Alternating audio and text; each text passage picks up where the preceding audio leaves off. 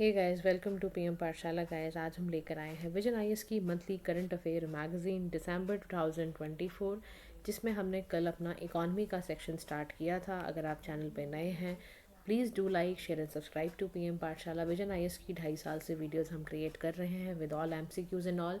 Important Telegram पर आपके PDFs वगैरह भी शेयर किए जाते हैं, हाईलाइटेड पीडीएफ्स एंड ऑल।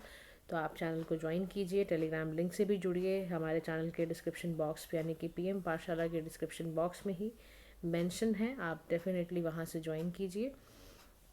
आज हम अपना इकॉनमी का सेक्शन, अगर हम शॉर्ट्स को कल करेंगे, आज हम इकॉनमी सेक्शन को कवर करते हैं। तो सबसे पहले हम आज जो टॉपिक उठाएंगे, हमारा जो 6th टॉपिक था, वो है मोस्ट फेवर्ड नेशन क्लॉज क्या होता है, कैसे आया, न्यूज़ में क्यों था, डबल टैक्सेशन अवॉइडेंस अग्रीमेंट क्या होता है। ये सारे टॉपिक्स को आज हम डिस्कस करने जा रहे हैं। देखो, सबसे पहली बात समझो, मोस्ट फेवर्ड नेशन क्लॉज क्या होता है। ठीक है, ये कैसे न्यूज़ में आया? तो न्यूज़ में ये ऐसे आया कि 2025 का जब 1 जनवरी स्टार्टिंग है, तो स्विट्ज़रलैंड ने साफ सस्पेंड कर दिया कि हम मोस्ट फेवर्ड नेशन के क्लॉज से सस्पेंड कर रहे हैं, और जो भी in the double taxation agreement with India, तो हम उसको सस्पेंड कर रहे हैं। ठीक है, अब इसको समझते हैं, ये कैसी खबर है, क्या खबर है, समझते हैं।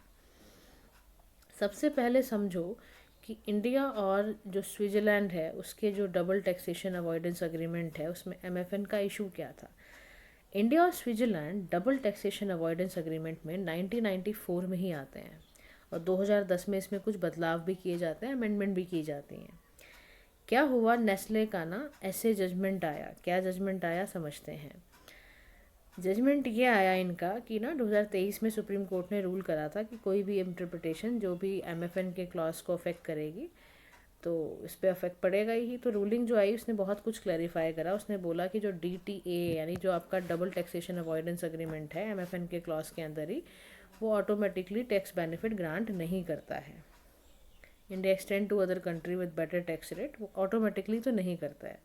इंडिया करना चाहे तो बात अलग है। यानी कि डबल टैक्सेशन अग्रीमेंट को इन्फोर्स में लाने के लिए सबसे पहले आपको सेक्शन 90 को नोटिफाई करना पड़ता है, इनकम टैक्स एक्ट को नोटिफाई करना पड़ेगा, तब जाके आप डबल टैक्सेशन अग्रीमेंट में आ जाओगे। सबसे पहला तो ये प्रॉब्लम। अब ध्यान समझना क्या होने वाला है। जनवरी 2025 तो देखो गुजर चुकी है, डेट आप भी जानते हो, है ना। 2025 का भी हम बैठे हैं, 26 जनवरी मना रहे हैं, है ना। सभी को happy Republic day by the way. तो स्विट्ज़रलैंड में यहाँ पर बात है, हमें यहाँ समझना है डबल टैक्सेशन अवॉइडेंस अग्रीमेंट। सबसे पहले हम समझते हैं क्या। देखो, डबल टैक्सेशन अग्रीमेंट जो होता है, अवॉइडेंस अग्रीमेंट का मतलब है एक ऐसी ट्रीटी जिसमें दो या दो से ज़्यादा जो कंट्रीज़ हैं, वो इंडिविजुअल या बिजनेसेस को, जो टैक्स पेयर है, not tax on the same income. जैसे मान लो एक पैसा मेरा इनकम आ रही है सिंगापुर से चल के, या स्विट्ज़रलैंड से चल कर आ रही है, या मॉरिशस से चल कर आ रही है, कहीं से भी आ रही है, तो वहाँ पर कोई एक ही बार मेरे को टैक्स लगेगा। ये नहीं कि टैक्स मेरा यूएस में भी लगे, या मेरा टैक्स यहाँ पर, यहाँ से पैसा मैंने कमाया वहाँ से भी लगे, फिर इंडिया में एंट्री आ रही तो वहाँ भी लगे। तो कितना टैक्स यार, कितना बर्डन डालोगे आप किसी बिजनेसमैन या किसी इंडिविजुअल पर, है ना। तो उसी के चलते ये डबल टैक्सेशन अवॉइडेंस अग्रीमेंट को साइन किया जाता है। इंडिया ने double taxation avoidance agreement 90 country से भी ज़्यादा के साथ साइन किया हुआ है। उसमें से मेजर इकॉनमीज़ हैं, यूएसए है, यूके है, यूएई है, सिंगापुर है, मॉरिशस है। हमने इन सब के साथ ही डबल टैक्सेशन अवॉइडेंस अग्रीमेंट पे सिग्नेचर किए हैं हमने। समझ रहे हो, जैसे स्विट्ज़रलैंड ने सस्पेंड कर दिया ना अभी, लेकिन अभी समझते हैं ये सब क्यों हुआ है। अब ना देखो देखो, यहाँ मुद्दा समझना कि जो डबल टैक्सेशन अवॉइडेंस अग्रीमेंट है, ये काम कैसे करता है। तो उसके लिए एक होता है residence country versus source country. ध्यान समझना, ये दोनों भी कंट्री किस टाइप की होती हैं। रेसिडेंस कंट्री का मतलब है वह कंट्री जहाँ पर टैक्स पेयर जो है वो रहता है, यानी उसकी होम कंट्री। जैसे मान लो आप भारत में रहते हो, लेकिन आपका जो पूंजी आ रही है, जो आपकी वेजेस आ रही है, अब जो पैसा आ रहा है, सैलरी आ रही है, वो यूएस से आ रही है, तो यूएस आपका सोर्स कंट्री बन गया, यानी कंट्री जहाँ पर इनकम अर्न की जा रही है।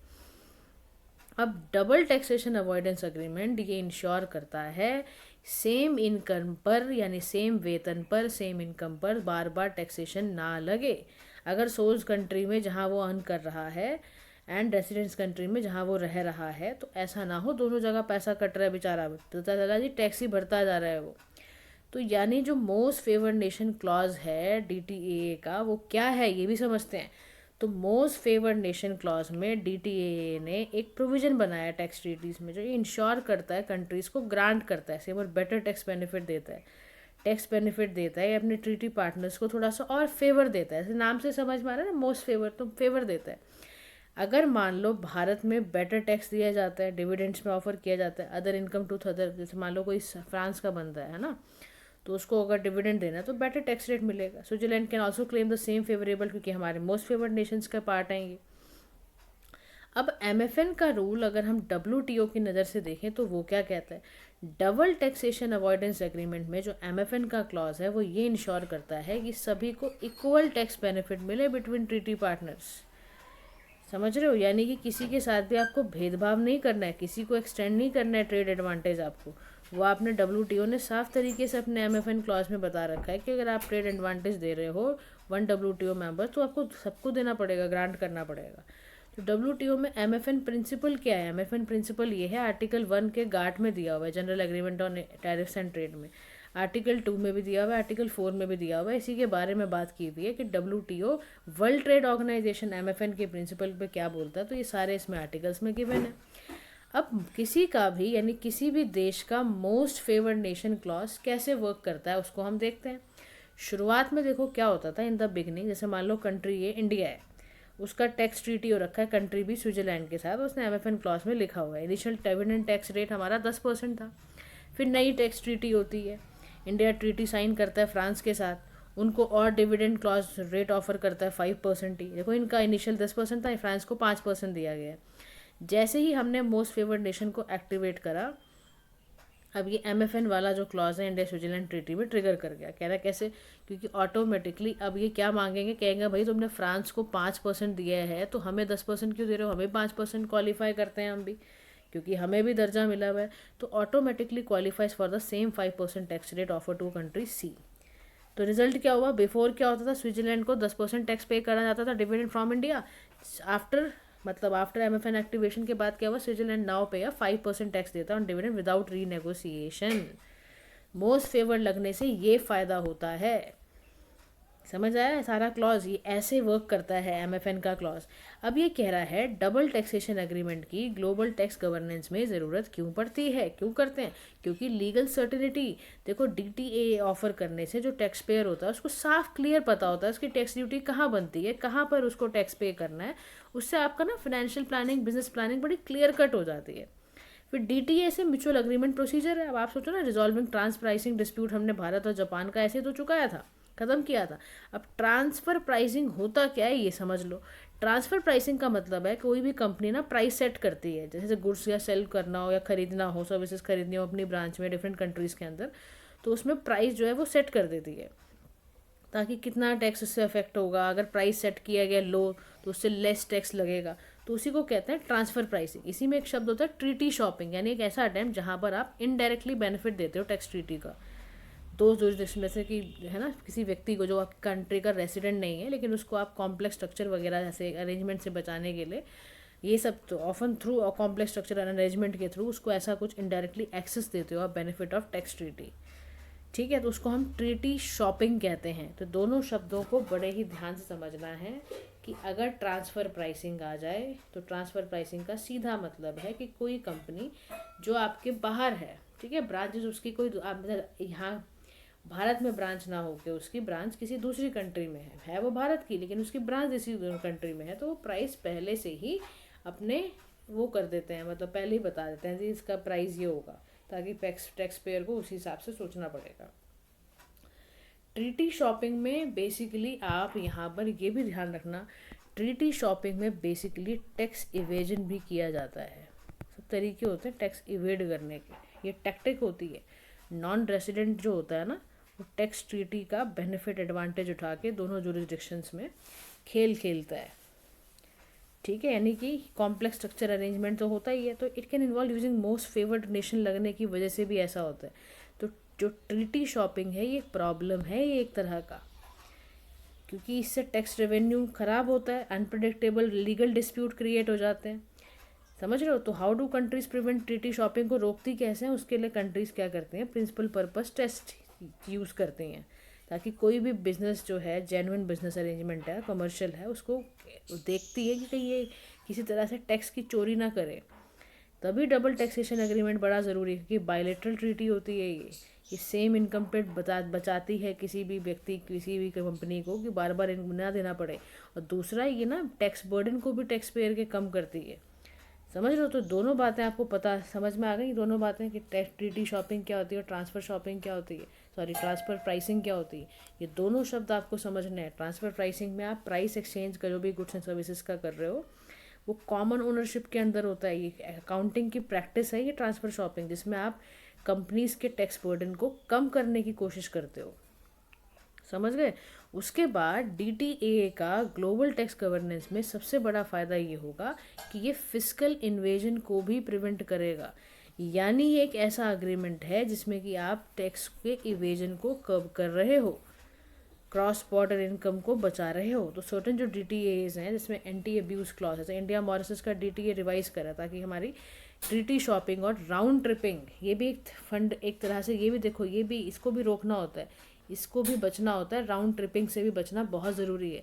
राउंड ट्रिपिंग का सीधा सा मतलब होता है कि ऐसी फाइनेंशियल ट्रांजैक्शन जिसमें आप फंड को अब्रॉड भेज रहे हो एंड उसको ही फिर उसी फंड को अपनी कंट्री में ला रहे हो ताकि आपको टैक्स की चोरी करनी है। क्योंकि तो टैक्स की चोरी से बचने के लिए एक तरह का आप समझो राउंड ट्रिपिंग एक तरीके ना बेसिकली लॉन्ड्रिंग करना होता है फंड की, यानी कि इलीगल फाइनेंशियल ट्रांजैक्शन करना होता है और इससे आप क्या करते हो, वायलेट करते हो अकाउंटिंग प्रिंसिपल्स को।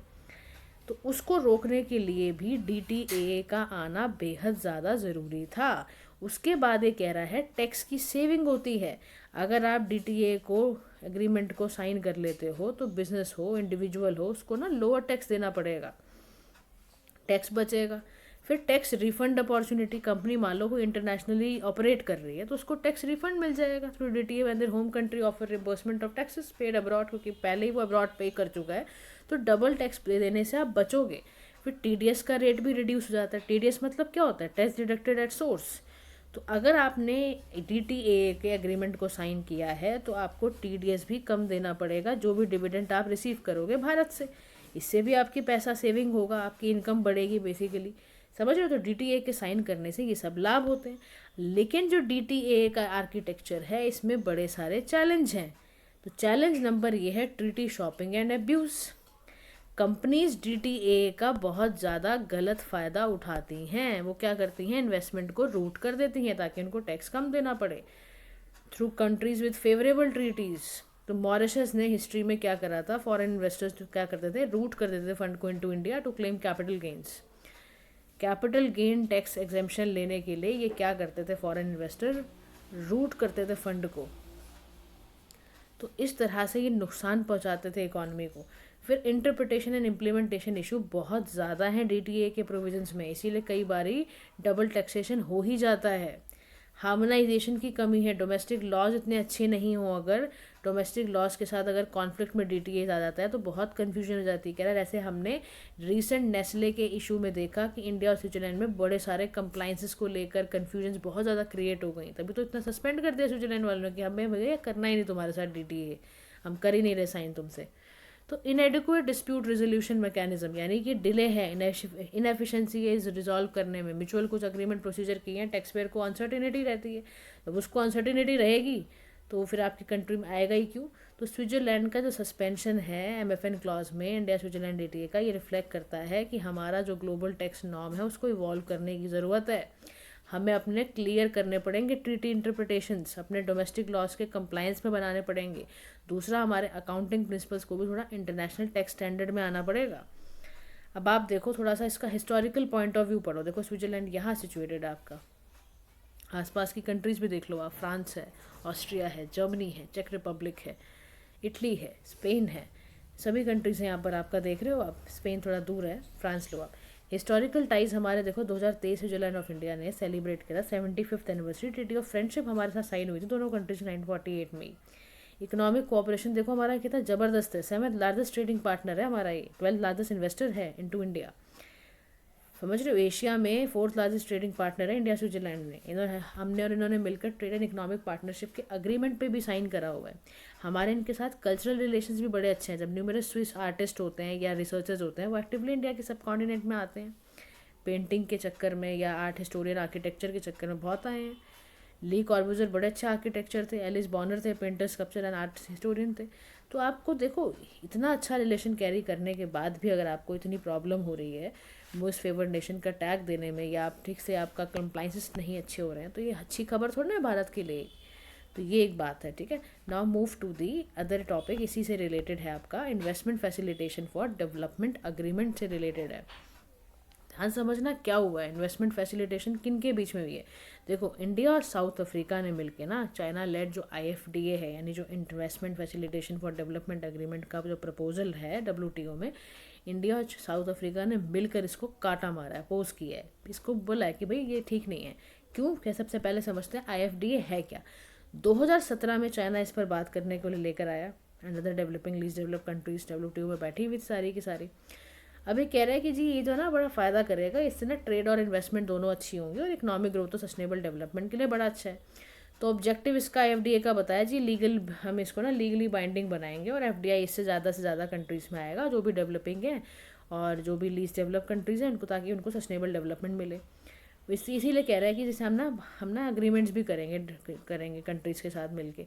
4 पिलर इन्होंने बना दिए कि इससे हम ना ट्रांसपेरेंसी इन्वेस्टमेंट करना चाहते हैं, हम एडमिनिस्ट्रेटिव प्रोसेसेस को सुधारना चाहते हैं, हम सरकार और इन्वेस्टर के जो भी कोऑपरेशन है उसको बढ़ाना चाहते हैं, हम सस्टेनेबल इन्वेस्टमेंट को बढ़ाना चाहते हैं। सब चाइना ने बातें सारी रख दी, मीठी मीठी बातें सब कर दी।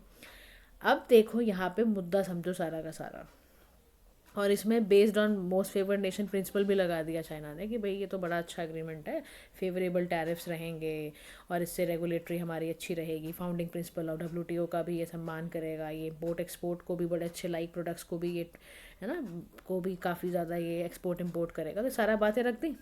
अब इंडिया इसको अपोज क्यों कर रहा है, यहाँ पर आओ मुद्दे की बात पर। आप पोटेंशियल बेनिफिट भी पहले इसके देख लो आप। इन्वेस्टमेंट रिफॉर्म होगी, इससे ग्लोबल स्टैंडर्ड को ये मीट करने की बात कर रहे हैं, कैपेसिटी बिल्डिंग, इकोनॉमिक इम्पैक्ट बता दिया इन्होंने, इससे इकोनॉमिकली भी हमारा वेलफेयर होगा, ये सब बातें कर दी। भारत इसको अपोज सबसे पहले इसलिए कर रहा है क्योंकि जुरिसडिक्शनल एंड स्ट्रक्चरल इशू हैं। India maintains that investment is not a trade issue, investment में कोई ट्रेड इशू नहीं होता है। WTO के पास कोई मैंडेट नहीं है इन्वेस्टमेंट के मैटर्स पर।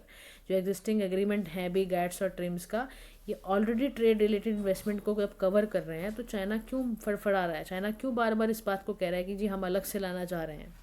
फिर हम ना अपोज कर रहे हैं प्लूरिलेटरलिज्म को भी। इंडिया देखता है कि जो प्लूरिलेटरल अप्रोच होती है उससे WTO का मल्टीलेटरल फाउंडेशन अप्रोच को ही आप ख़त्म कर दोगे, आप तो WTO के एग्जिस्टेंस पे ही क्वेश्चन उठा दोगे। यानी कि फिर चाइनीज़ की जो लीडरशिप इशू है बहुत ज़बरदस्त ख़राब है। कह रहा है, भारत ने बोला साफ साफ उनके मुंह पे बोला कि देखो जी तुम्हारा तो हिस्ट्री रही है, तुम तो डेट ट्रैप डिप्लोमेसी खेलते हो, तुम तो पैसा देते हो और फंसा देते हो बंदे को। फिर तुम BRI की बात करते हो, तुमने पोटेंशियल रिस्क तैयार करने की पूरी तैयारी कर दी है। फिर तुम दूसरे की कंट्री को कंट्री समझ अपनी कंट्री समझने लग जाते हो, यानी सोवेनिटी का कंसर्न है तुम्हारे साथ। तुम फॉरेन कॉर्पोरेट लॉबिंग को बूस्ट करते हो, तुम डिप्लोमेटिक प्रेशर डालते हो वीकर इकोनॉमीज़ में कि हमसे रिश्ते बढ़ाओ, हमसे रिश्ते बढ़ाओ, हम तुम्हारे डोमेस्टिक इंटरेस्ट पे काम करेंगे। तो यानी तुम तो परेशान करने की बात कर रहे हो। अब देखो यहाँ पर आपने एक शब्द पढ़ा, कॉर्पोरेट लॉबिंग, पढ़ा कि नहीं पढ़ा। तो कॉर्पोरेट लॉबिंग का मतलब क्या होता है ये भी आपको ज़रूर पता होना चाहिए। कॉर्पोरेट लॉबिंग का मतलब होता है एक ऐसी प्रैक्टिस जहाँ बिजनेसेस इन्फ्लुएंस करें गवर्नमेंट के डिसीजन को टू बेनिफिट देयर इंटरेस्ट। तो आप क्या कर रहे हो, आप तो यही शुरू कर दोगे मचाना, और फिर आप अल्टीमेटली कंट्री में घुस के उसको पूरा कंगाल करके फिर आप कहोगे जी हमारे को कब्जा करना है तुम पर। तो ये कैसे हो जाएगा। तो इसलिए इंडिया ने खूब धिक्कारा इनको, ठीक है। इस मीटिंग में चलिए अब हम दूसरे प्रोजेक्ट्स पे चलते हैं, आगे बढ़ते हैं। एम्ब्रिज प्रोजेक्ट है उसको पढ़ेंगे अब हम। एम्ब्रिज प्रोजेक्ट क्या होता है, न्यूज़ में क्यों था, सबसे पहले ये देखो एज़ पर द ना बैंक फॉर इंटरनेशनल सेटलमेंट, जो प्रोजेक्ट एम्ब्रिज है उसने मिनिमम वाइबल प्रोडक्ट पर वो रीच किया है मिड 2024 में। अभी क्या मतलब है इसका, मिनिमम वाइबल प्रोडक्ट क्या होता है, इसको समझते हैं। सबसे पहले ना मिनिमम वाइबल प्रोडक्ट पे चलने से पहले आप प्रोडक्ट एम्ब्रिज को देखो कि क्या होता है। देखो प्रोडक्ट एम्ब्रिज जो है 2021 में आया, cross border decentralize multiple central bank digital currency platform है, ठीक है। सेंट्रल बैंकिंग डिजिटल करेंसी क्या होता है, जिसमें कि लीगल टेंडर है या सेंट्रल बैंक का लाइबिलिटी डिजिटल फॉर्म में आया है, यानी करेंसी जो है वो डिनोमिनेटेड फॉर्म डिजिटल फॉर्म में दिखेगी, यानी लीगल टेंडर की तरह ही दिखेगी। और ऐसा प्लेटफॉर्म है जहाँ पे नई ब्लॉकचेन बनेगी, एम्ब्रिज उसको लेजर बोलेंगे। वो रियल टाइम में peer to peer cross border payments को इंजाम कराएगा, मतलब करेगा, इस काम को कंप्लीट करेगा, ठीक है।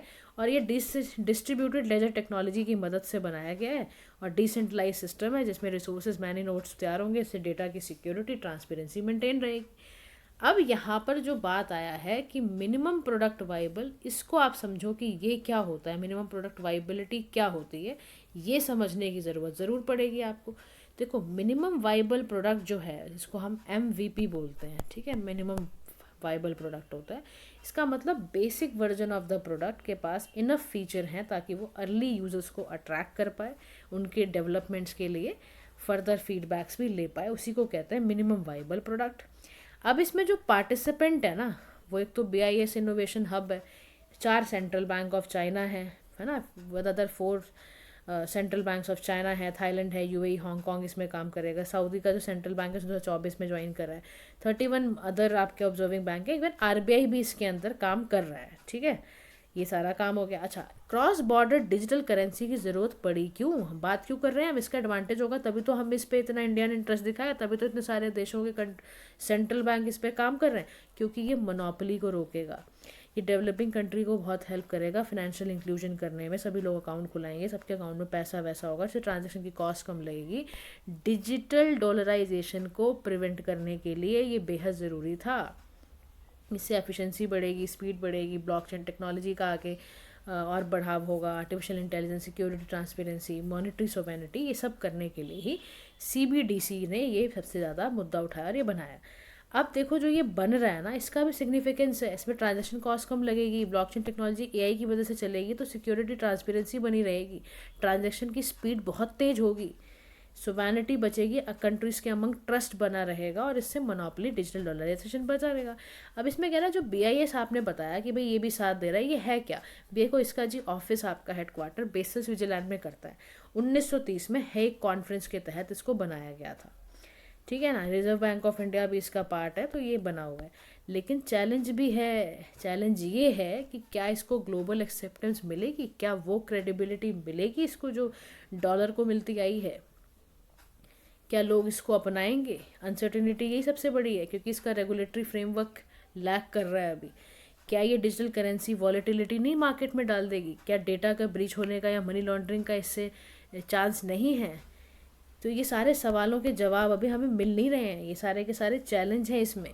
तो सिमिलर ग्लोबल इनिशिएटिव ये कह रहा है कि पहले भी तो लिए गए, ब्रिक्स का ब्रिज बनाया आपने, प्रोजेक्ट नेक्सस तैयार करा आपने multiple domestic instant payment systems के साथ, तो एम्ब्रिज ये बात सच है कि बहुत बड़ा पोटेंशियल रखता है एक मल्टीपोलर ग्लोबल फाइनेंशियल सिस्टम को बनाने में, और डिजिटल करेंसीज जो है लोकल इकोनॉमीज भी इसमें होंगी, तो डेफिनेटली इससे इकोनॉमी सोवेनिटी बढ़ेगी, कंट्रीज़ का control other than financial transaction इसमें बढ़ेगा, लेकिन रिस्क ऑफ सैंक्शन भी है, इकोनॉमिक प्रेशर भी है। तो चैलेंजेस को अगर सबसे सही तरीके से डील कर लिया तो एम्ब्रिज फिर एक तो बहुत ही सुनहरा अवसर है कि आप डॉलराइजेशन, डिजिटल डॉलराइजेशन को रोक दोगे, ठीक है जी। चलिए अब हम चलते हैं नेक्स्ट टॉपिक पे, जिसमें हम बात करने वाले हैं आज रेलवे रिफॉर्म्स के ऊपर बात करेंगे। न्यूज़ में क्यों था, सबसे पहले ये देखते हैं। रिसेंटली रेलवे अमेंडमेंट बिल 2024 आया और इसने लोकसभा में पार्लियामेंट्री स्टैंडिंग कमेटी के सामने भैया प्रस्ताव ही रख दिया, रिपोर्ट ही बल्कि प्रस्तुत कर दी कि रेलवे मॉडर्नाइजेशन और फिनेंशियल सस्टेनेबिलिटी पे हमें काम कराना है। तो आपको पता ही है वर्ल्ड में हमारा 4th लार्जेस्ट रेल नेटवर्क है और 26% हमारा फ्रेट ट्रैफिक इंडियन रेलवे के द्वारा ही जाता है, तो मतलब समझ लो बहुत ही बड़ा हमारा बैकबोन है रेलवे हमारी। फिर रेलवे अमेंडमेंट बिल 2024 में क्या क्या प्रस्ताव रखे गए, क्या क्या डाला गया, समझते हैं। सबसे पहले बोला, सबसे पहली बात ही इन्होंने कह दी कि भाई साहब हमारा लीगल फ्रेमवर्क सिंप्लीफाइड कर दो आप। कह रहा कैसे, कह रहा इंडियन रेलवे बोर्ड एक्ट को सबसे पहले रिपील करो आप, उसको चेंज करो आप, और हमें रेल बोर्ड में एक सेंट्रल अथॉरिटी लेकर आनी है, तो वो लेकर आओ। हम चाहते हैं, हम 2 सेपरेट लॉज बिल्कुल नहीं चाहते, हम चाहते हैं एक सिंगल लॉ है जो रेलवे के एडमिनिस्ट्रेशन को संभाले। एडिशनल पावर देनी है आपको, तो सेंट्रल गवर्नमेंट ने प्रिस्क्राइब करा, उसके लिए number of board, qualification, terms and condition, member appointment कैसे होगी, वो सारा लिख दो आप। तो रेलवे अमेंडमेंट बिल की कोशिश पता है क्या है कि बिल के स्ट्रक्चर में लीगल स्ट्रक्चर बहुत अच्छा हो जाए, सेंट्रलाइज फ्रेमवर्क जो है वो रहे, और इसमें ऑपरेशनल फाइनेंशियल चेंजेस को सबको ठीक करा जाए। लेकिन फिर भी इसमें सिंप्लीफाइड लीगल स्ट्रक्चर को करा तो गया, लेकिन बहुत सारे इसमें चीज़ों को अनएड्रेस करा गया, जैसे कि ऑपरेशनल फाइनेंशियल चैलेंजेस हैं। पार्लियामेंट्री स्टैंडिंग कमेटी ने ये भी बोला कि स्ट्रक्चरल रिफॉर्म्स के लिए क्या किया आपने जी, सर्विस क्वालिटी पे बात क्यों नहीं करी, कॉम्पिटिटिवनेस पे क्यों नहीं बात करी आपने। तो रिपोर्ट जो आई है उसने पार्लियामेंट्री स्टैंडिंग कमेटी ने साफ साफ हाईलाइट करा है। जी देखो आप फिनेंशियली देखो आप, जितनी भी रेलवे की अर्निंग होती है वो फ्रेट सर्विसेज से होती है। 22-23-24 का इंडियन रेलवे का रेवेन्यू ₹168,293 था फ्रेट से, और 70,000 पैसेंजर सर्विसेज से था। Low revenue from passengers, low net revenue मिल रहा है आपको। तो रिकमेंडेशन में बोला गया भाई साहब कॉम्प्रीहेंसिव रिव्यू जरा लो, डिफरेंट ट्रेन्स हैं पैसेंजर फेयर्स की, एसी क्लास फेयर्स को अलाइन कर दो जो भी कॉस्ट आपकी इनकर होती है, और नॉन फेयर रेवेन्यू को 20% बाय 2030 तक कर लो। यानी एडवर्टाइजिंग एंड कमर्शियल डेवलपमेंट को क्यों नहीं बूस्ट करते हो, किसने मना किया है? फिर ऑपरेशनल उसमें कहा कि एवरेज जो फ्रेट ट्रेन की जो स्पीड है वो बहुत स्टेगनेंट है। 11 साल से आप एक ही स्पीड पे बैठे हुए हो, तो आप क्यों नहीं फ्रेट डेडिकेटेड फ्रेट कॉरिडोर्स को नया बनाओ, स्पीड फ्रेट लोडिंग के ऊपर बात करो। इंफ्रास्ट्रक्चर पे तो उनको और गालियाँ पड़ी। क्या बोला गया? कैपिटल एक्सपेंडिचर तुम्हारा मेनली इंक्रीज़ हुआ है, चलो ये तो, लेकिन आपकी डिपेंडेंसी अभी भी एक्स्ट्रा बजट पर है। तो कह रहा उसके लिए आप प्राइवेट सेक्टर की इन्वॉल्वमेंट क्यों नहीं कर देते हो? बुलाओ प्राइवेट सेक्टर को, रेलवे को इंफ्रास्ट्रक्चर को बना के देगा, रीडेवलप करेगा, लैंड एक्विजिशन को थोड़ा टाइमली बनाओ, उसको प्रोग्रेस करो इन मैटर्स पर। इवन कमेटी ने साफ साफ बोला कि देखो जी लैंड एक्विजिशन में जो प्रॉब्लम डिले आती है उसको रोको। रोड ओवर ब्रिजेस या रोड अंडर ब्रिजेस जो आप बना रहे हो उसको अभी तक आपने काम ही नहीं किया है उस पर। तो फुल्ली फंडेड करने के लिए बोला है कि जो जो आपके इनएक्शन रह गए हैं ना उसको कंप्लीट करो, पेंडिंग वर्क आपके हमेशा पड़े रहते हैं। फिर रिसर्च के लिए देखो आप पैसा ही नहीं लगाते आप रिसर्च में। बाहर की कंट्री इतना पैसा लगाती है और आपकी रिसर्च ही नहीं होती है, जिससे आपको इतना पैसा मिल रहा है आप उस पर रिसर्च करके राजी नहीं हो। तो यहाँ रिकमेंडेशन दी गई कि भाई साहब R&D करिए, लेटेस्ट टेक्नोलॉजी को ढूंढिए। सेफ्टी के लिए आपने कहा कवच सिस्टम का बहुत कम एक्सपेंशन है, तो कह रहा है फास्टर पेनिट्रेशन करो कवच सिस्टम का। कवच सिस्टम क्या है ये आप कमेंट सेक्शन में मुझे बताओ, मैंने बहुत बताया आपको, आप मुझे कमेंट सेक्शन में बताइए कवच सिस्टम हम किसे कहते हैं। ठीक है, ग्रीन रेलवेज के लिए बात हो रही है। कह रहा है इंडियन रेलवे ने टारगेट सेट किया था कि हम तो नेट जीरो कार्बन एमिटर हो जाएंगे 2030 तक। इलेक्ट्रिफिकेशन रेलवे लाइन का करो, रिन्यूएबल रिसोर्सेज, वाटर कंजर्वेशन, ये सब तो आपको करना पड़ेगा। तो आपने जो सारे टारगेट किया है उस पर कहाँ तक पहुँचे हो? तो ग्रीन बजटिंग की बात की जा रही है, भाई ग्रीन बजटिंग करो इसको अचीव करने के लिए। इन्वायरमेंट के इम्पैक्ट को चेक करो और बजट को ऐसा अलाइन करो कि क्लाइमेट एंड इन्वायरमेंटल ऑब्जेक्टिव भी फुलफिल हो। तो कंक्लूडिंग लाइन में बोल रहा है कि ऑल दो इंडियन रेलवे बहुत प्रोग्रेस कर रहा है, लेकिन स्ट्रैटेजिक अप्रोच अपनानी पड़ेगी ताकि हमारा जो इंफ्रास्ट्रक्चर है रेलवे का वो मॉडर्नाइज हो, उसमें टेक्नोलॉजी घुसाओ, ऑपरेशनल एफिशिएंसी को ठीक कर दो, तभी आप ग्लोबल स्टैंडर्ड को मीट कर पाओगे। कह रहा है अमृत भारत स्टेशन स्कीम 2022 में लाए आप ताकि रेलवे स्टेशन को डेवलप किया जाए। नेशनल रेल प्लान भी लाए आप ताकि फ्रेट ट्रांसपोर्टेशन अच्छा हो। कह रहा है ये कर रहे हो ना, इसको और अच्छा करते जाओ ताकि आप ग्लोबल स्टैंडर्ड्स को मीट कर पाओ। ठीक है, move to the next topic that is tourism sector in India पे बात करने जा रहे हैं। सबसे फेवरेट टॉपिक सबका ही होता है, टूरिज्म सेक्टर पे भी मैं आपको ले चलती हूँ आज। अब रिसेंटली क्या हुआ, मिनिस्ट्री ऑफ टूरिज्म ने ना 40 प्रोजेक्ट यानी कि 3295.76 करोड़ का डेवलपमेंट बोला है कि हम 23 स्टेट्स में टूरिस्ट साइट्स को डेवलप करेंगे। ठीक है, देखो टूरिज्म सेक्टर इंडिया में जो स्टेटस है ना उसका देखो 39th रैंक है हमारा इंडिया का ट्रैवल एंड टूरिज्म में, जो एक रिपोर्ट पब्लिश होती है वर्ल्ड इकोनॉमिक फोरम द्वारा। तो ध्यान रखना अगर सवाल आ जाए तो याद रखना इस बात को कि WEF यानी कि वर्ल्ड इकोनॉमिक फोरम ने इंडिया का जो ट्रैवल एंड टूरिज्म का रिपोर्ट ये पब्लिश करते हैं, हर साल करते हैं। 2024 में इंडिया की रैंक थी 39। ठीक है, तो इसके बाद याद रखना 24 India's rank in international tourism arrival में भी हमारा रहा है। तो हमारा ये स्टेटस है सारा। ठीक है, अब देखो हमारा जो इनिशिएटिव है ना वो ये है कि हमें ना हाई ट्रैफिक साइट्स को प्रेशर को ईज़ करना है। हम चाहते हैं कि हमारा जो टूरिस्ट डिस्ट्रीब्यूशन है ना वो बैलेंस हो जाए।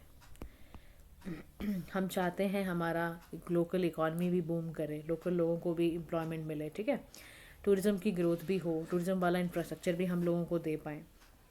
तो बहुत सारे ऐसे प्रोजेक्ट्स जो हैं वो अलाइन किए हैं मिनिस्ट्री ऑफ टूरिज़्म ने, चाहे वो आइकॉनिक टूरिस्ट सेंटर को डेवलप करना हो, ये सारा काम हम कर रहे हैं गाइस। ठीक है, अब देखो आगे की कहानी समझो कि ना स्पेशल असिस्टेंस भी हमने ना कई स्टेट्स और यूटीज़ में दे रहे हैं। हम क्या कर रहे हैं, कैपिटल इन्वेस्टमेंट कर रहे हैं अपनी इन्वेस्टमेंट्स की। ये SCI स्कीम जो है special assistance to states UT for capital investment, ये फर्स्ट अनाउंस की गई थी 2021 के बजट में, जिसमें बोला गया था कि 50 ईयर को हम इंटरेस्ट फ्री लोन्स देंगे स्टेट गवर्नमेंट्स को for capital projects.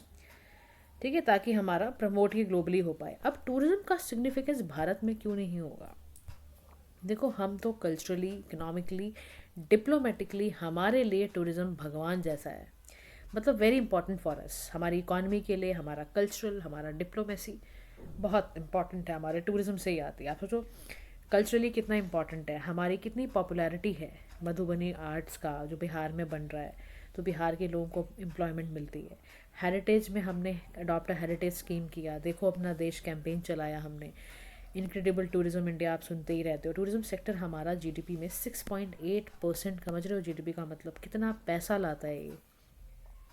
Yoga Ayurveda हमारा कितना बड़ा सेंटर है जिससे हम लोगों को अप्रोच करते हैं। आप सोचो ना, इंटरनेशनल योगा डे मनाते हैं हम 21 जून को, तो आप समझिए कितना इंपॉर्टेंट फैक्टर है ये टूरिज़्म हमारे लिए। लेकिन टूरिज़्म सेक्टर के अपने चैलेंजेस भी हैं, और सबसे बड़ा चैलेंज है हमारे देश में इंफ्रास्ट्रक्चर का बॉटल नेक्स होना, यानी बहुत ख़राब हमारे यहाँ रोड, रेल, एयर कनेक्टिविटी हमारी अच्छी नहीं है। रिमोट टूरिस्ट डेस्टिनेशन में हमारे रेस्ट रूम्स क्लीन नहीं होते, हमारे ड्रिंकिंग वाटर पीने लायक नहीं होता है, हमारे टूरिस्ट साइट देखने लायक नहीं होती है। तो 41% जो स्टेक होल्डर्स हैं उनमें लाइक हमारे पास है ही नहीं ना फुटफॉल, इसीलिए तो टूरिस्ट का आता नहीं है, क्योंकि वो साइट्स उनको मिलती ही नहीं है रहने लायक। फिर सेफ्टी और सिक्योरिटी और बड़ा कंसर्न है। बहुत ज़्यादा ऐसी रिपोर्ट इंसिडेंट आते हैं जहाँ हरास किया गया है, बाहर का टूरिस्ट आ रहा है उसको आप हरास कर रहे हो, और थेफ्ट, चोरी चकारी कर रहे हो, स्कैम्स कर रहे हो आप। वुमेन सेफ्टी और ज़्यादा दिक्कत, वुमेन अगर सोलो ट्रैवलर कर रही है तो मतलब इनको लगता है भैया हमारा तो चांस आ गया। तो ये इस तरह की जो सोच रखते हैं ना लोग, फिर वो सारा आप टूरिस्ट ना फेंक रहे हो, मतलब टूरिस्ट को आप निकाल रहे हो अपने देश से। फिर इन्वायरमेंटल डिग्रेडेशन का problem, eco sensitive areas like Himalayan region जो है वहाँ पर हैबिटेट डिस्ट्रक्शन है, पोल्यूशन है, रिसोर्सेज पे बहुत स्ट्रेन पड़ा हुआ है, आपके पास प्रॉपर डिस्पोजल नहीं है, सिस्टम नहीं है वेस्ट को। तो आप कैसे, आप सोचो ना हिल स्टेशन लाइक मनाली, वहाँ पे लिटरिंग की समस्या है, मतलब कैसे, आपका क्यों नहीं कोई सिस्टम ऐसा है? और फिर आप मिशन फॉर लाइफ की बात कर रहे हो। फिर सीजनलिटी ऑफ टूरिज्म की बात है, हाई फ्लक्चुएशन है टूरिज्म एक्टिविटीज़ की, जिससे बहुत सारी चार धाम जो पिलग्रिमेज है ना, वहाँ पता है क्या प्रॉब्लम है, सर्विसेज ओवर क्राउडिंग है, ऑफ सीजन्स में फैसिलिटीज़ का सब ऑप्टिमल यूटिलाइजेशन है, प्रॉफिटेबिलिटी बहुत अफेक्ट करती है जिसकी वजह से। पोस्ट पेंडेमिक से रिकवरी के बाद भी आप सोचो, according to UN tourism barometer, Asian Pacific जो है वो 85% 2019 के लेवल पे पहुँचे हुए हैं। इंटरनेशनल राइवल वहाँ पर इतना हुआ है, सोचो आप कितना, मतलब बहुत ही लाइक पोस्ट पैंडमिक के बाद ना लोगों ने वैसे ही आना बंद कर दिया कि इंडिया तो देश वैसे ही क्लीन नहीं है, कहाँ जाएंगे यहाँ पर। फिर इनिशिएटिव लिए गए भारत में, बहुत से इनिशिएटिव लिए हमने, स्वदेश दर्शन 2.0 हो, आरसीएस उड़ान स्कीम लाए, ताकि प्रसाद स्कीम लाए हम, ई वीज़ा फैसिलिटी हमने कर दी, हमें निश जो होते हैं हमारे टूरिज्म, चाहे वो मेडिकल के लिए है, एडवेंचर टूरिज्म है, इको टूरिज्म है, हमने हुनर से रोज़गार तक की बात कर दी। हमने इनक्रेडिबल इंडिया कैंपेन चलाया, भारत पर्व किया, हमने लग्जरी ट्रेन्स लेकर आए, हम सब कुछ कर तो रहे हैं, लेकिन हमारे बेसिक्स से चीज़ें अभी ठीक नहीं हो पा रही हैं। तो इसीलिए उसके लिए कह रहा है कि हमें ना अपनी कनेक्टिविटी और एक्सेसिबिलिटी को बढ़ाने की ज़रूरत है। हमें अपनी ट्रेनिंग ओरिएंटेड डेवलपमेंट हमें करनी पड़ेगी, तभी हम आगे बढ़ेंगे। टूरिस्ट डेस्टिनेशंस को ऐसा बनाओ कि लोग वहाँ पे चल पाएँ, साइक्लेबल हो, मल्टीलिंगुअल साइनेज हो, वाईफाई जोन्स हो, ताकि वो लोग लास्ट माइल तक कनेक्ट हो पाएँ। फिर निश टूरिज़्म तो आपका हथियार होना चाहिए, लोकल कम्युनिटीज़ को बुला के आपको कल्चरल टूरिज़्म ऐसे फार्म स्टेज वगैरह कराने चाहिए, जैसे उत्तराखंड, केरला वगैरह में ना होता है। सिंगल विंडो क्लियरेंस है, आप एक आपने फॉर्म फिल किया और आप ग्लोबल फिल्म इंडस्ट्री को फिल्मिंग परमिशन आपने दे दी, तो उससे भी आपका एक वेलनेस क्लस्टर्स क्रिएट हो गए। सस्टेनेबल टूरिज्म के लिए आप जोन्स तैयार कर दो, इन्वायरमेंटल ऑडिट वगैरह शुरू कराओ कि कार्बन कितना जनरेट हो रहा है, उसको सर्टिफिकेशन देना शुरू कर दो आपने। एसडीजी इंडिकेटर्स को इंडिकेट करना शुरू कर दो। टेक्नोलॉजी का ले आओ ना यार, इस्तेमाल करो। जब टेक्नोलॉजी आई गई है तो एआई पावर टूरिस्ट प्लेटफॉर्म तैयार कर दो आप, उसी हिसाब से सारा देखो कि यहाँ पर डेटा कैसा है, यहाँ पे कैसे लोग आ रहे हैं, मल्टी ज़ार जोन तो नहीं है, टूरिस्ट का फ्लो कैसा है, कैसा फुटफॉल आ रहा है, ऑप्टिमल रिसोर्स एलोकेशन हुआ है कि नहीं हुआ है। इन सब से आपका बहुत अच्छा टूरिज्म सेक्टर बन सकता है। Now move to the insurance sector in India, इस पर भी हम बात कर लेते हैं इंश्योरेंस सेक्टर के बारे में भी। कि देखो 10th लार्जेस्ट इंश्योरेंस सेक्टर है हमारा ग्लोबली, और हमारे देश में 4.9% पेनिट्रेशन है इंश्योरेंस का। लाइफ इंश्योरेंस तो लोग बहुत ही लेते हैं, 76% शेयर है। तो स्टैंडिंग कमेटी की रिपोर्ट फिनेंस में ये आई, रिपोर्ट लेकर आए हैं, ऑब्जर्व किया है इन्होंने परफॉर्मेंस रिव्यू इंश्योरेंस सेक्टर में कैसा रेगुलेशन चल रहा है। तो स्टैंडिंग कमेटी वालों ने जो ऑब्जर्वेशन की है वो लिख रहे हैं। पहली चीज़ इन्होंने ऑब्जर्व करी है, गवर्नमेंट पॉलिसीज़ ऑन इंश्योरेंस, 18% का जीएसटी इम्पोज कर रखा है आपने, फिर टीडीएस भी लगता है। तो ये ना डेटरेंट है टू इम्प्रूविंग इंश्योरेंस पेनिट्रेशंस। फिर IRDA has recommended exemption. IRDA हमेशा मांगता है कि भैया आप थोड़ा तो टैक्स से हमें बचाओ। डेवलप कंट्रीज़ लाइक कनाडा में हो गया, यूरोपियन यूनियन में, यहाँ पर थोड़ा इतना टैक्स लेते हैं।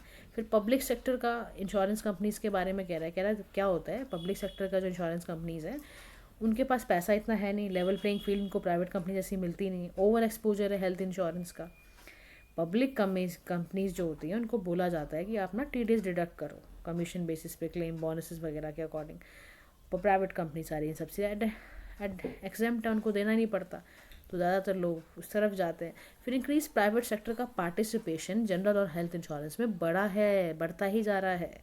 इंडिया ने जब से प्राइवेट कंपनीज इंश्योरेंस सेक्टर को अलाउ करा है, FDI वगैरह जब से आने लग गया है, तब से आप समझो कहाँ 2014 में 49% था, कहाँ अपने जैसे ही इंश्योरेंस में FDI लाया तो 74% बढ़ गया। फिर missing middle in health insurance, यानी यहाँ पर ये कह रहा है सिग्निफिकेंट ना लैक है, एडुक्वेट हेल्थ का कवरेज ठीक से दिया नहीं जाता है पॉपुलेशन को। माइक्रो इंश्योरेंस की बात है, यानी हाई ट्रांजैक्शन कॉस्ट लगती है, अवेयरनेस नहीं है लोगों को अभी इस पूरे मॉडल के बारे में, लोग ज़्यादा जानते नहीं हैं। तो कह रहा है कि बहुत ज़्यादा ना देखो rising need of disaster coverage, Bharat जो है वो 3rd रैंक करता है after US and China. Natural disaster की फ्रिक्वेंसी बहुत ज़्यादा है, और उसके बाद डिले है लार्ज क्लेम्स के लिए, कंपटीशन बहुत ज़्यादा है, बहुत सी प्राइवेट कंपनीज हैविली डिस्काउंट करती हैं प्रीमियम्स वगैरह। फिर माइक्रो इंश्योरेंस का मतलब क्या है, माइक्रो इंश्योरेंस का मतलब है जो लो इनकम लोगों को बचाने के लिए अफोर्डेबल इंश्योरेंस प्रोडक्ट देना, ताकि वो फाइनेंशियल लॉसेस से बच सकें। तो IRDA इस पे काम करता है, वो पूरा एलिजिबिलिटी क्राइटेरिया वगैरह ढूंढता है और बताता रहता है कि भाई कोई भी अगर हेल्थ बेनिफिट लेना चाहता है 2 लाख तक एक्सीड नहीं होना चाहिए, उतना वो दे देंगे। लेकिन इसमें स्मॉल टिकट साइज़ है, high transaction and service delivery cost बहुत ज़्यादा है। तो PM जो सुरक्षा योजना है और या सुरक्षा बीमा योजना है, जीवन ज्योति योजना है, इस पे काम कर रही हैं, ये गरीब लोगों के लिए ही बनाई गई हैं, लो इनकम लोगों के लिए ही बनाई गई हैं।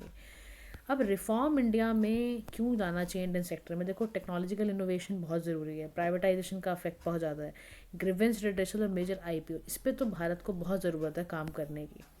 चाहे वो येस्टेक है, विंड है, ये सारे ऐसे तरीके हैं जिससे कि हमारा जो इंश्योरेंस सेक्टर है उसमें रिफॉर्म आ सकती है। तो रिकमेंडेशन देखो, कमेटी ने जब प्रॉब्लम बताई तो रिकमेंडेशन भी दी, पहली रिकमेंडेशन दी कि आप माइक्रो इंश्योरेंस को और बढ़ाओ, अब ऐसे नए प्रोडक्ट लाओ जिसमें कैपिटल की रिक्वायरमेंट कम लगे फॉर स्मॉलर इंश्योरेंस, ताकि फिनेंशियल इंक्लूजन ज़्यादा से ज़्यादा लोग ना खरीदना शुरू करें कम से कम। फिर लाइसेंसिंग कंपोजिट कर दो, यानी कि चाहे लाइफ इंश्योरेंस है चाहे नॉन लाइफ इंश्योरेंस प्रोडक्ट है, उसमें ना इतनी कॉस्ट मत लगाओ, कि कस्टमर को चॉइस दो कम से कम, ताकि कस्टमर लेना तो शुरू करे। उसके बाद आप ना इंसेंटिवाइज करो इंश्योरेंस प्रोग्राम्स को, डिजास्टर प्रोन एरिया जैसे फ्लोरिडा वगैरह में किया जाता है, सब्सिडाइज प्रीमियम लिया जाता है। तो ऐसा आप क्यों नहीं कर सकते इकोनॉमिकली वीकर सेक्शन के साथ, या फाइल कर लो हेल्थ इंश्योरेंस में जो गैप आता है ना, उसको भी उसका इंफ्रास्ट्रक्चर तलाशो आप कि ऐसा क्यों हो रहा है, ऐसे कौन से प्रोडक्ट देते हो जो लोग खरीदना ही नहीं चाहते हैं। तो यहीं पे एक टर्म लाया है ये पैरामीट्रिक इंश्योरेंस, यानी कि इंश्योरेंस ऐसा इंडेक्स बेस्ड इंश्योरेंस जो प्रोबेबिलिटी कितना लॉस हो सकता है उसको जान के वो पहले ही बता देगा, जी इतना बनेगा पैसा आपको और इतना दे देता है। तो यानी payment is made upon occurrence of event, यानी कि अकरेंस जो भी होगा, जितना मैग्नीट्यूड ऑफ अर्थक्वेक आएगा या विंड स्पीड जितनी साइक्लोन की चलेगी, उस हिसाब से आपको पैसा दिया जाता है। इसी को कहते हैं पैरामीट्रिक इंश्योरेंस। फिर यहाँ पर बात कर रहा है कि second recommendation the, reduce GST for health insurance and micro insurance के लिए कह रहा है GST के रेट आपको कम करना पड़ेगा, तभी सीनियर सिटीजन माइक्रो फाइनेंस वाले लोग ले पाएंगे। फिर पब्लिक और प्राइवेट सेक्टर के लिए दोनों के लिए लेवल प्लेइंग फील्ड एक जैसी हो, इक्विटेबल रखना है प्रोडक्ट्स को। अनक्लेम पॉलिसी सेंट्रल पोर्टल बनाओ आप, ताकि RBI भी ना इसमें चेक रखे अपना कि सीनियर सिटीजन्स के साथ कोई फ्रॉड फंड जो हो रहा है उनको दिया जा रहा है, अनक्लेम पॉलिसी कितनी है, उसका कैसे ट्रांसफ़र करा जा रहा है, कैपिटल की जो अवेलेबिलिटी है नहीं, RBI on the behalf of government on tap bond को इशू करे वेरियस मेच्योरिटीज़ को 50 ईयर्स तक। तो यहाँ पर IRDA देखो बड़ा इंपॉर्टेंट रोल निभा रहा है। Insurance regulatory and development authority of India एक स्टैट्यूटरी बॉडी है, 1999 में बनाई गई। इसका काम ही क्या था, इसका काम यही था कि भारत में इंश्योरेंस इंडस्ट्री में पॉलिसी होल्डर के इंटरेस्ट को प्रोटेक्ट करना, रेगुलेट करना, इसका काम ही यही है। इसीलिए तो यहाँ पर देखो ना, अब IRDA ने बड़े सारे स्टेप लिए हैं, बीमा सुगम हो गया, चाहे बीमा भरोसा ग्रीवेंस रिड्रेसल पोर्टल हो गया, ये सभी बनाया गया है क्योंकि हमारा 2047 तक ये लक्ष्य है कि हम इंश्योरेंस फॉर ऑल को अचीव करने के लिए हमें ये आज ही स्टेप लेना पड़ेगा। तो आज का लास्ट टॉपिक है हमारा oil fields regulations and development amendment bill 2024। क्या है समझते हैं। रिसेंटली ये बिल पास किया गया राज्यसभा में ताकि हमारी जो ऑयल फील्ड्स हैं उससे related domestic oil and natural sector को अगर हम देखते हैं भारत में, तो इसका काफ़ी क्रूड ऑयल रिजर्व जो है रिकवरेबल हमारे देश में आ रहा है। बिल ये चाहता है कि डोमेस्टिक प्रोडक्शन पेट्रोलियम और मिनरल ऑयल का इनकरेज हो, प्राइवेट इन्वेस्टमेंट इनकरेज हो इन सेक्टर्स की, इंपोर्ट का डिपेंडेंसी को रिड्यूस करना चाहते हैं और हम अचीव करना चाहते हैं सेल्फ रिलायंस। इसीलिए लाया गया है। तो इसीलिए उन्होंने क्या करा है, क्रूड ऑयल की डेफिनेशन को भी एक्सपेंड करा है। हाइड्रोकार्बन, कोल बेड मीथेन, ये सब कुछ डाला है इन्होंने, हीलियम भी डाला है, कोल लिग्नाइट, सबको सबसे पहले मिनरल ऑयल की डेफिनेशन को बढ़ा दिया बिल में। फिर इन्होंने इंट्रोड्यूस करी है पेट्रोलियम लीज देना, यानी माइनिंग लीज जो होती थी, seeks to replace the mining lease with the petroleum lease. Explore करना मिनरल ऑयल को, प्रोस्पेक्ट करना, प्रोडक्ट करना, ये सब भी देना शुरू कर दिया है। रूल मेकिंग जो पावर सेंट्रल गवर्नमेंट पे थी, अब क्या करा जा रहा है, ग्रांड पावर्स को मर्ज किया जा रहा है पेट्रोलियम लीजेस से, इन्वायरमेंटल प्रोटेक्शन भी हो पाए, ऑल्टरनेट डिस्प्यूट रेजोल्यूशन भी निकाला जा सके, और डीक्रिमिनलाइज भी करना है। अगर मान लो रिप्लेस किया इन्होंने इम्प्रिजनमेंट और माइनर फाइन से 25 लाख, अगर आपने कहीं कुछ गड़बड़ करी माइनिंग एक्सप्लोर करते वक्त, 25 लाख पेनल्टी पहले ही रख दो आप। फिर एडजुडिकेशन होगा पेनल्टी के लिए, सबसे पहले जॉइंट सेक्रेटरी के पास जाएगी, अपील हैंडल की जाएगी, उसके लिए एक बोर्ड बनाया गया है, petroleum and natural gas regulatory board. फिर ये पूरा रिकॉर्ड करेगा, देखेगा कैसे रिफाइनिंग, क्या स्टोरेज, क्या प्रॉब्लम आई, ये सब देखेगा। अब देखो कुछ चैलेंजेस थे, तभी ये सब बात की जा रही है। डोमेस्टिक ऑयल एक्सप्लोरेशन प्रोडक्शन में सबसे बड़ा चैलेंज है हमारी जितनी भी ऑयल फील्ड हैं उसमें बहुत पुरानी होती जा रही हैं, उनका कॉस्ट बहुत बढ़ता जा रहा है, आउटपुट वो कुछ दे नहीं रही हैं, टैक्स बहुत लगता है, मार्केट शेयर इतना ऑयल का रह नहीं गया है, एनवायरनमेंट पे भी बहुत चोट पहुंचती है, इन्वेस्टमेंट डिसीजन इतना आसान नहीं है। और दूसरा, इस डोमेस्टिक प्रोडक्शन आप सोचो ना, खाली 13% सप्लाई नीड को हमारी फुलफिल करता है ये, इसीलिए हमारा डोमेस्टिक प्रोडक्शन ऑयल को लेके बहुत अच्छा नहीं है।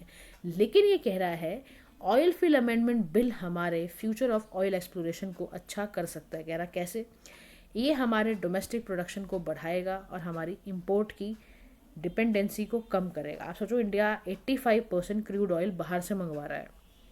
अगर हम पेट्रोलियम लीज वगैरह को इंट्रोड्यूस कर देते हैं और मिनरल ऑयल की डेफिनेशन को ब्रॉड कर देते हैं, तो सबसे पहला ही काम होगा कि हमारा डोमेस्टिक आउटपुट बढ़ जाएगा और इम्पोर्ट हमें कम करना पड़ेगा। प्राइवेट प्लेयर्स का आगमन हो जाएगा इसकी वजह से।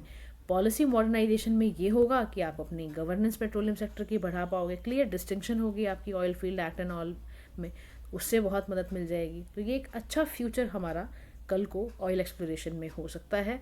और देखो अल्टीमेटली हमें बनना क्या है, आत्मनिर्भर भारत। इसके लिए हमें इस सपने को साकार करने के लिए हमें ऑयल एक्सप्लोरेशन पे काम करना ही पड़ेगा। तो गाइस आज के लिए इतना ही। Thank you so much for listening. Have a nice day to all.